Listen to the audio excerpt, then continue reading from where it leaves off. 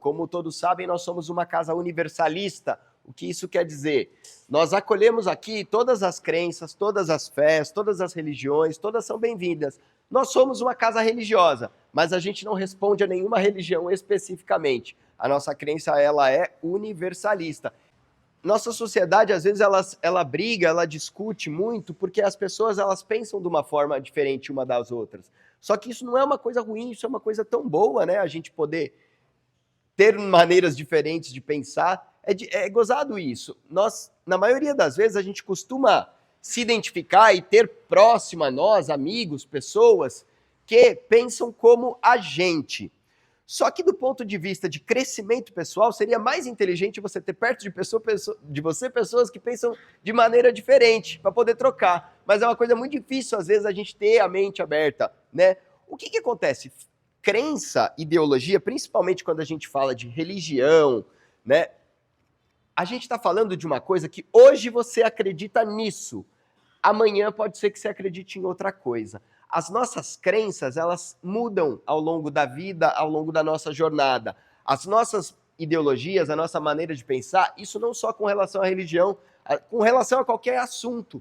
As ideologias, elas são muito voláteis. E é por isso que nessa casa nós não tratamos, não falamos de ideologia, nem de política, nem de nada assim. Porque tudo isso é muito volátil. O que não é volátil? O que está por trás da crença religiosa, uma virtude que é igual para todo mundo. Todo mundo tem dentro de si, uns mais, outros menos, uns mais exercitados, uns menos exercitados, uma virtude chamada fé. O fortalecimento, o exercício dessa virtude que é tão importante que nós temos, que se chama fé. Por que eu considero a fé uma virtude extremamente importante? Porque eu percebi que minha vida mudou radicalmente a partir do momento que eu passei a contar com a fé. Quando a gente tem fé, a vida fica mais leve. O que isso quer dizer? Eu vou ter menos problema na vida? Não. Você vai ter a mesma quantidade de problema que todo ser humano tem. Mesmo bebendo ayahuasca, mesmo indo na igreja e tal. Problema todo mundo tem. Problema todo mundo está passando nesse momento. Problema todo mundo já passou lá atrás. E problemas virão, tá bom? Desculpa falar para você, virão para mim também. Ok? Mas o que é ter uma vida leve? É lidar de maneira mais leve com os problemas que estão acontecendo e que ainda vão acontecer. A fé ajuda muito nesse momento. Quando a gente tem fé, né, a crença em algo maior, a crença, por exemplo, em um Deus amoroso que cuida da gente, um Deus, como ensinou, por exemplo, Jesus, um Deus que é pai, não é patrão, né, que não castiga, mas que ama. Na verdade, essa é uma crença que te ajuda e vai te ajudar em momentos difíceis da sua vida. Porque, na verdade, você está exercitando uma coisa que já está dentro de você desde o momento da sua criação, que é a virtude da fé. O movimento de rezo, né, o movimento do rezo, ele é um movimento que começou a acontecer no Brasil, eu diria que de uns 30 anos para cá, mais ou menos. O que é o movimento do rezo? Para falar do movimento do rezo, eu tenho que explicar um pouquinho antes como é que começou a história da ayahuasca. Há uns 10 mil anos atrás, os nativos da América do Sul começaram, né, descobriram, não se sabe como, estima-se que há uns 10 mil anos, eles descobriram que quando misturavam um determinado cipó com uma determinada folha, eles conseguiam fazer um chá de uma bebida que proporcionava um processo de cura. E eles não sabiam nem descrever como é que era essa cura. Da mesma forma que nós que bebemos ayahuasca, a gente não sabe nem descrever. Não sei, só sei que foi assim. Eu sempre falo, 99% do que essa planta fez por mim, eu não tenho a menor explicação. Eu sei que ela me salvou e salvou um monte de gente que eu conheço. E ela vai te ajudar muito, eu não tenho a menor dúvida disso. Mas desde que ela começou a ser consagrada por esses nativos da América do Sul, existe junto com a consagração algo que acompanhava a liturgia, que eram cânticos, chamados hoje de ícaros. O que são os ícaros? Os cantos das tribos indígenas da América do Sul, muito antigos, que eram feitos para essa planta. Então, ao longo de uma cerimônia com ayahuasca, ao longo de um processo com ayahuasca, até hoje, tribos nativas, os povos originários, eles entoam cânticos, eles tocam instrumentos como esse daqui, a maraca, tambores, tal, e eles têm lá os seus cantos.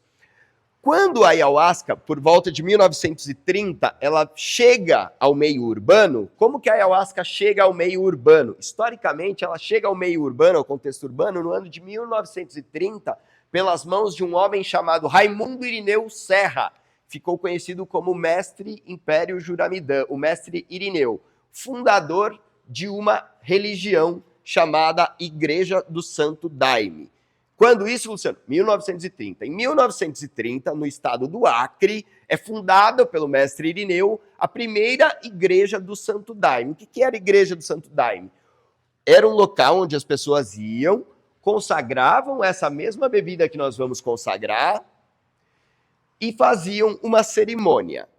O que caracteriza até hoje a Igreja do Santo Daime? Na Igreja do Santo Daime, você não tem, como em outras igrejas, por exemplo, um livro, igual a Igreja Católica tem a Bíblia Católica, a Igreja Protestante tem a Bíblia Protestante. Você não tem um livro ali que descreve uma doutrina. Você sabe por que não tem um livro que descreve uma doutrina? Porque no início, a Igreja do Santo Daime, ela acolhia pessoas extremamente simples. Estamos falando de um povo que era da floresta, estava lá para tirar látex, né, os seringueiros. Era uma comunidade de seringueiros, a maior parte deles não sabia nem ler nem escrever, então não fazia sentido ter livro. O que começou a ter dentro da Igreja do Santo Daime? Começaram a surgir os primeiros hinos, inários. O próprio mestre Irineu, ele recebia, na força da ayahuasca, instruções e escrevia músicas. Então, até hoje, se você for numa Igreja do Santo Daime, aqui não é uma Igreja do Santo Daime, nós somos uma casa xamânica universalista. Mas se você for numa Igreja do Santo Daime, eles têm uma liturgia diferente dessa nossa. Para começar, que não tem colchonetes, as pessoas elas ficam sentadas, uma parte do trabalho, e uma parte do trabalho elas ficam em pé, bailando, tocando uma maraquinha e cantando os inários. O que tem através dos inários? Os ensinamentos doutrinários que a Igreja do Santo Daime traz. Então, entende? Não era lendo a Bíblia, era através dos inários que o mestre Irineu passava seus ensinamentos. Não era fazendo uma palestra, não era fazendo uma pregação, era através dos inários. Então, você vai ter os inários tanto nas igrejas do Santo Daime como nas outras religiões ayahuasqueiras. União do Vegetal, Barquinha, são todas religiões que existem até hoje, estão difundidas não só pelo Brasil, no mundo todo.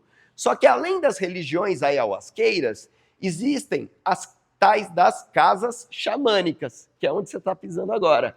Nós somos uma casa que não estamos vinculados a nenhuma dessas religiões. No entanto, temos a outorga jurídica e podemos trabalhar. Desde o ano de 2010, o CONAD regulamentou como que funciona essa questão legal para se trabalhar com a ayahuasca.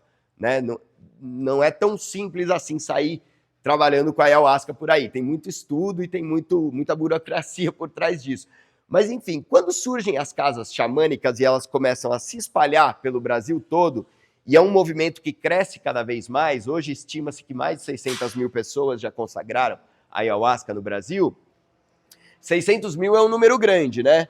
Mas se a gente parar para pensar que a população brasileira está em torno de 220 milhões de habitantes, é 0,25% da população. Olha só, é muito pouca gente. Cada 400 pessoas, uma teve a experiência que você já teve ou vai ter na noite de hoje. Então é também um grande privilégio poder, né? Mas é um movimento que é muito crescente. O que aconteceu? Músicos que bebiam ayahuasca começaram a receber inspirações, às vezes durante o próprio trabalho, e a escrever letras de músicas em homenagem a essa planta, a essa bebida. Ou em homenagem àquilo que ele acreditava, a sua fé, a sua religiosidade, a caboclos, caboclas, a Jesus Cristo, a tudo que fala de fé, porque a ayahuasca, ela mexe no mais profundo e no mais sagrado que nós temos. Ela mexe no íntimo do íntimo do íntimo. Essa semana eu conversei por WhatsApp com um rapaz que faz tempo que ele não vem aqui, né? E ele me mandou uma mensagem, ele não estava muito bem, e ele me falou uma coisa muito interessante. A gente sempre ouve muitos depoimentos de pessoas que bebem ayahuasca, né? Mas ele falou assim, cara, quando eu bebo ayahuasca, Luciano, a sensação que eu tenho é que durante o processo com a ayahuasca, eu fico um cara muito mais sábio, um cara muito mais inteligente, um cara muito mais nobre, um cara muito mais puro, um cara muito maior quando eu bebo ayahuasca. Eu falei, eu também. Você também, todo mundo. Por quê?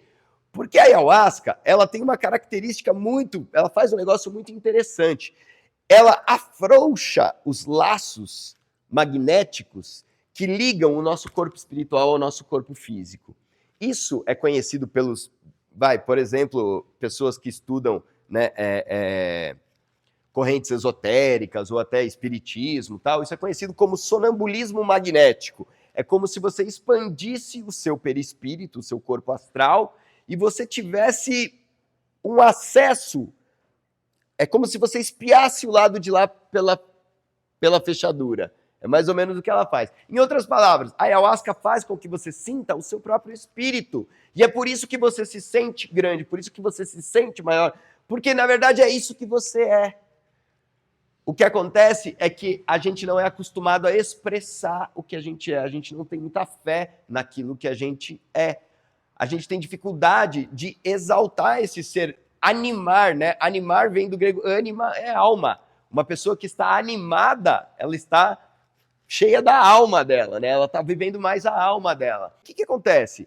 Todos nós, aliás, basicamente a maioria aqui hoje que já consagrou a ayahuasca, deve perceber um seguinte movimento. Você bebe a ayahuasca, certo? Você expande a consciência, você sai daqui com um monte de coisa para transformar, e quando você sai lá fora, você transforma metade só. Vamos combinar? Você não bota em prática tudo assim, né? A gente deixa umas coisas para lá. Conservar o estado de expansão de consciência é um grande desafio no nosso dia a dia. Sob efeito de ayahuasca é fácil, né? Mas a grande questão é como que a gente faz para se manter mais elevado no dia a dia, porque senão não adianta muito. Eu vim aqui, legal, tenho uma experiência bacana e volto à mesma dinâmica depois.